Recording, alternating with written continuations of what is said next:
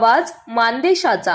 मसवड दहिवडी मार्गावरील दिवड हद्दीतील वनीकरण वस्ती परिसरामध्ये अज्ञात वाहनाच्या धडकेत मृत्यू झालेल्या दिलीप जगू लोखंडे यांच्या मृत्यू प्रकरणी मसवड पोलीस ठाण्यात अज्ञात वाहन चालकाविरुद्ध गुन्हा दाखल करण्यात आलाय।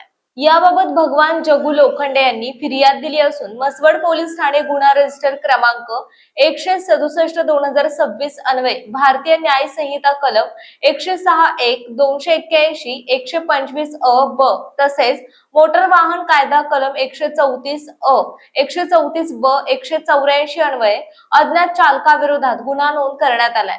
पोलिसांनी दिलेल्या माहितीनुसार शुक्रवार 19 जून रोजी सायंकाळी 7:30 वाजण्याच्या सुमारास सातारा पंढरपूर मार्गावर दिवड गावच्या हद्दीतील वनीकरण वस्तीजवळ पायी चालत असलेल्या दिलीप लोखंडे यांना साताऱ्याकडून मसवडच्या दिशेने भरधाव वेगाने येणाऱ्या अज्ञात वाहनाने पाठीमागून जोरदार धडक दिली। या अपघातामध्ये ते गंभीर जखमी झाले। अपघातानंतर वाहन चालकाने जखमींना उपचारासाठी न नेता तसेच पोलिसांना माहिती न देता घटनास्थळावरून पलायन केल्याचे फिर्यादीत नमूद करण्यात आलं आहे। जखमी दिलीप लोखंडे यांना उपचारासाठी प्राथमिक आरोग्य केंद्र मसवड येथे नेण्यात आले, मात्र वैद्यकीय अधिकाऱ्यांनी त्यांना मृत घोषित केलं।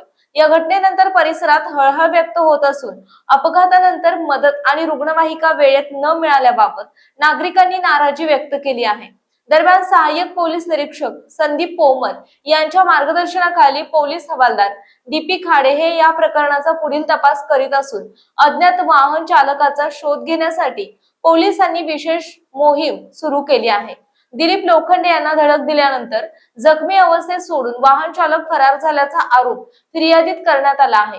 पोलिसांनी गंभीर स्वरूपाचा गुन्हा दाखल करून अज्ञात वाहन चालकाचा शोध सुरू केला असून परिसरातील सीसीटीव्ही फुटेज, तांत्रिक पुरावे आणि प्रत्यक्षदर्शींच्या माहितीच्या आधारे तपास वेगाने सुरू आहे।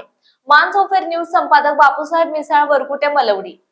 आपल्या जिल्ह्यातील तालुक्यातील लेटेस्ट बातम्या पाहण्यासाठी आजच मानसोफेर न्यूज चॅनलला YouTube वर सबस्क्राईब करा आणि बेल आयकॉन प्रेस करा।